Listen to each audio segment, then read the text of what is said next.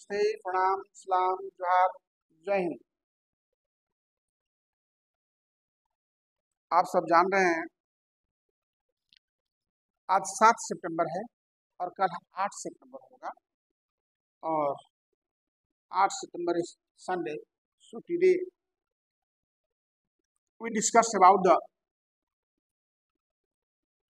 physical day. Tomorrow is physical day. 8 September is physical day. आज हम उस पर चर्चा कर लेंगे। उसी के अंतर्गत में आज हम लेकर आए स्पाइना बाइफिदा। कल तो मेरा विषय था जो बीत गया स्टडी, उसमें था स्पाइनल कॉर्ड इंजरी। मैंने बताया स्पाइनल कॉर्ड इंजरी क्या है, कितने प्रकार की है, कैसे समस्या उसमें आती है, कैसे उसको सुधार किया जा सकता है। और आज हम स्पाइनल बाइफिदा के बारे में बात करें। व्हाट इज, ये है क्या? देखिए, यह एक कॉन्जेनिटल डिजॉर्डर है, यानी जन्मजात विकृति है, जन्मजात दोष है, जिसे रीढ़ की हड्डी का एक हिस्सा ठीक से नहीं बन पाता। हमारा जो ये बैकबोन है, तो इसमें कहीं जो है वो हड्डी ठीक से बन नहीं पाता है, जिसके कारण क्या होता है कि स्थिति हल्की भी हो सकती है और ज़्यादा हार्ड प्रॉब्लम होगा तो स्थिति भयंकर भी, गंभीर भी हो सकता है, यानी दोनों हो सकता है, माइनर मेजर दोनों हो सकता है। यानी कहने का अर्थ है हल्का हुआ तो हल्का दर्द होगा, ज़्यादा हुआ तो ज़्यादा दर्द होगा। तो जो ये स्पाइना बाइफिदा है यही है। क्या है? यह एक जन्मजात विकृति है और जिसमें रीढ़ की हड्डी का एक हिस्सा ठीक से नहीं बन पाता। मूलतः समझ लीजिए, हमारा रीढ़ का हिस्सा कमजोर रह जाता है, नहीं बन पाता है, जिसके कारण यह स्थिति पैदा होता है जिससे हम स्पाइना बाइफिदा कहते हैं। अब यह कितने प्रकार के हैं? टाइप्स ऑफ स्पाइना बाइफिदा देखिए आपको सामने है, टाइप्स ऑफ स्पाइना बाइफिदा। तो टाइप्स ऑफ स्पाइना बाइफिदा, पहला मेन रूप से 3 टाइप्स ऑफ स्पाइना बाइफिदा, 3 प्रकार के। पहला अक्यूल्टा बोलते हैं, अक्यूल्टा।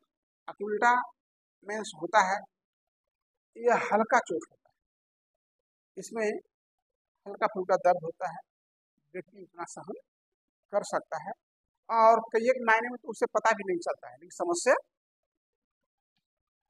अंदर में समस्या है, लेकिन उसका तो जो सब शरीर है तो होता है। जब वही ज्यादा हो जाता है तो फिर चलने से, अन्य काम करने से व्यक्ति लाचार हो जाता है।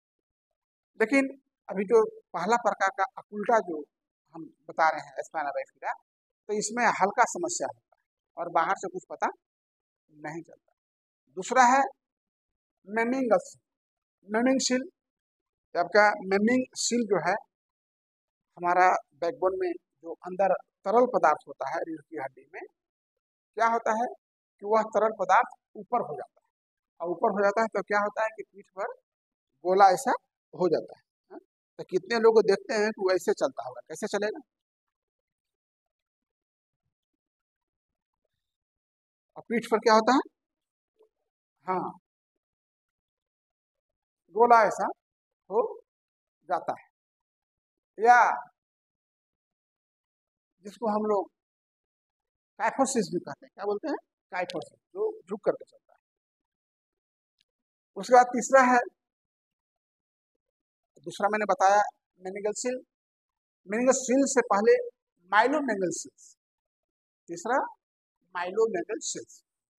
यह क्या होता है?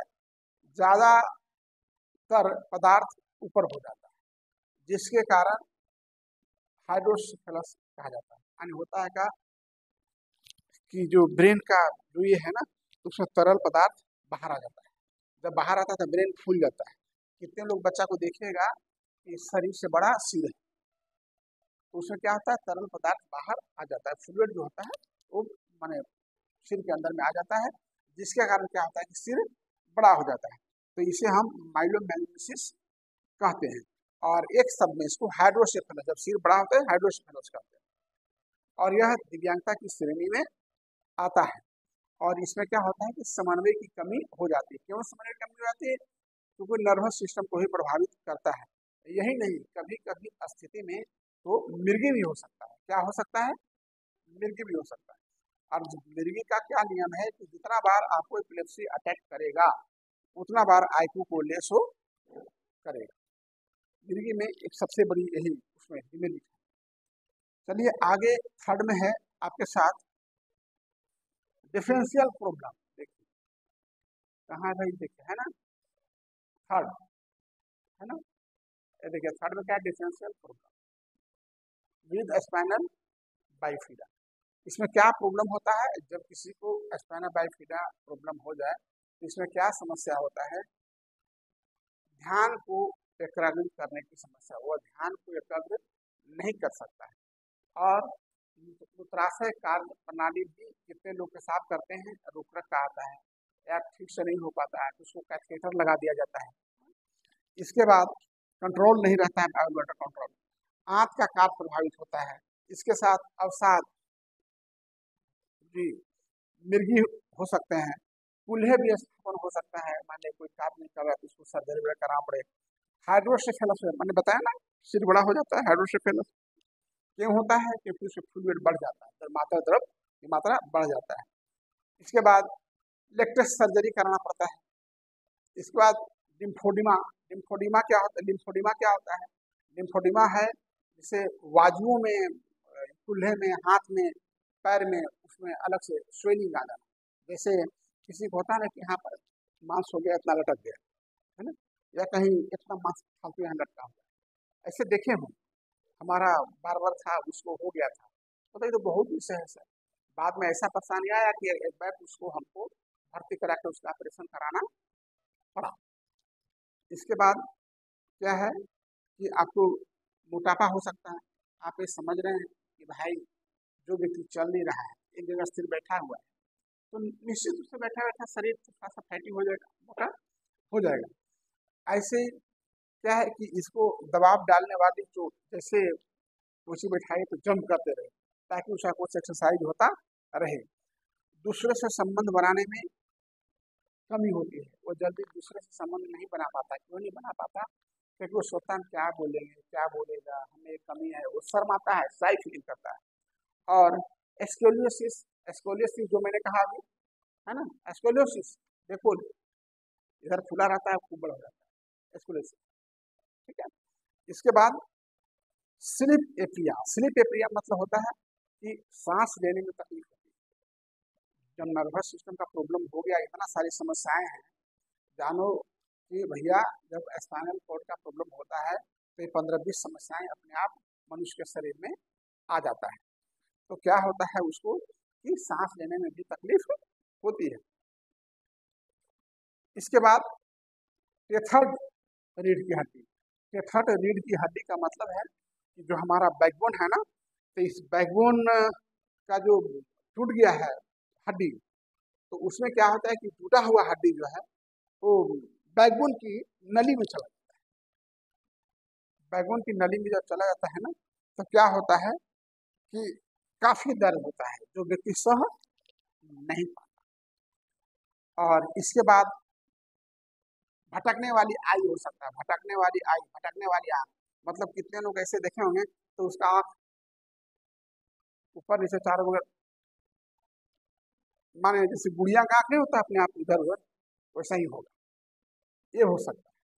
अब आपके साथ है कि स्पाइना बाइफिडा का निदान, diagnosis of spina bifida, spina bifida का निदान क्या है? तो देखिए इसको निदान के लिए आपके सामने है 4 नंबर, है ना, 4 4 में देखिए diagnosis of spina bifida. Spina bifida गर्भावस्था के दौरान AFP यानी अल्फा प्रोटीन, 15 सप्ताह के बीच में अल्फा प्रोटीन का माँ के गर्भ में जांच कराइए, उसे पता चल जाएगा कि क्या स्थिति है और नहीं है। अल्ट्रासाउंड अल्ट्रासाउंड में देखते हैं ना कि लोग करा लेता है कि लड़का है कि लड़की, पता चलता है।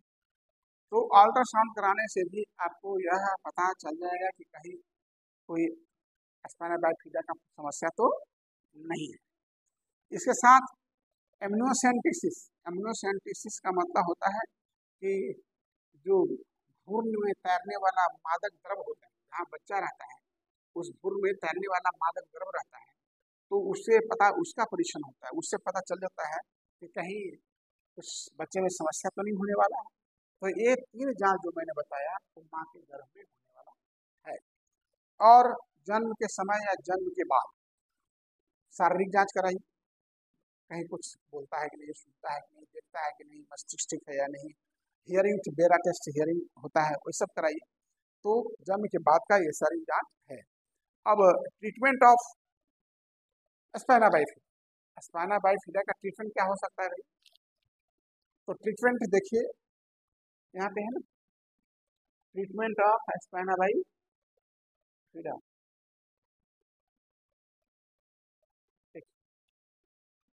अब इसका ट्रीटमेंट क्या है?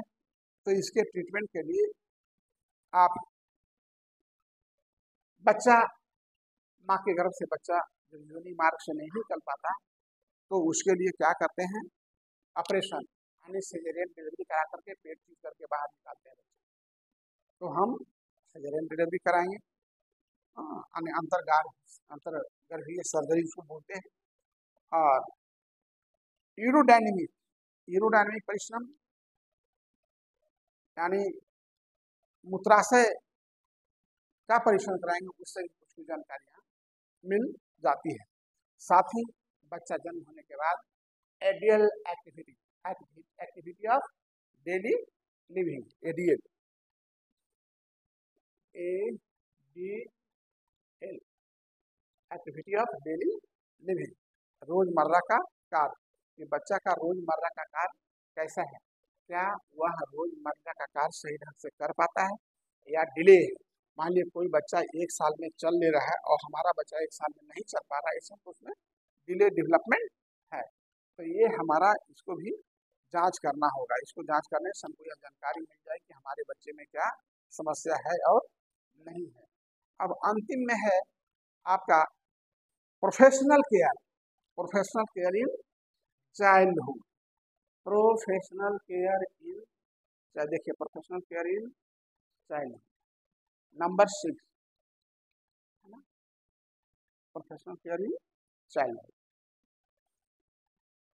अब देखिए जब बच्चे को समस्या हो गया, नहीं कहते हैं जिसके घर में चिकित्सक, जिसके घर में एडवोकेट, जिसके घर में थाना, तो समझिए उस घर हो गया बेगाना। नहीं, व्यक्ति परेशान हो जाता है। कैसे? देखिए मैं बता रहा हूँ, आप समझिए। एक बच्चे को स्पाइना बाइफिडा का प्रॉब्लम हो गया तो उसको कौन कौन विशेषज्ञ चाहिए? पहला चाइल्ड स्पेशलिस्ट, बाल रोग विशेषज्ञ, वो बच्चा देखना चाहिए ना। दूसरा फिजियोथेरेपिस्ट, शारीरिक चिकित्सक, स्पीच थेरेपी, वाक चिकित्सक, ऑक्यूपेशनल थेरेपी, व्यावसायिक चिकित्सा। इसके बाद आपको न्यूरोलॉजिस्ट, इसके बाद आपको यूरोलॉजिस्ट, यूरोलॉजिस्ट मूत्र विशेषज्ञ, bone specialist, orthopaedic surgeon, nurse, diet specialist, आहार विशेषज्ञ, और न्यूरोसाइकेट्रिक और साइकेट्रिक, मनोवैज्ञानिक। साथ ही साथ आपका स्पेशल एजुकेटर, जब बच्चा बड़ा हो गया तो उसको ट्रेनिंग के लिए स्पेशल एजुकेटर कर सकता है। तो मैंने जो है बताया कि कौन कौन प्रोफेशनल हो सकता है, क्वेश्चन आ जाए, ऐसे कौन कौन प्रोफेशनल हैं जो चाइल्डहुड में बच्चे को देखने के लिए आवश्यकता पड़ता है। तो फटाफट लिख दीजिएगा। Occupational therapist, physiotherapist, speech therapist, special educator, psychologist, clinical psychologist, neurologist, urologist, child specialist, orthopaedic surgeon, neuro surgeon, 10-12 को है ना। कहीं कोई दिक्कत नहीं होगी। ये आपको जानने की चीज़ है। बच्चे के साथ समस्या है तो उसके लिए कौन कौन स्पेशलिस्ट बच्चों के लिए होते हैं, ये सारे स्पेशलिस्ट होते हैं। तो हमारा आज का यह स्पाइना बाइफिडा समाप्त होता है। जय हिंद।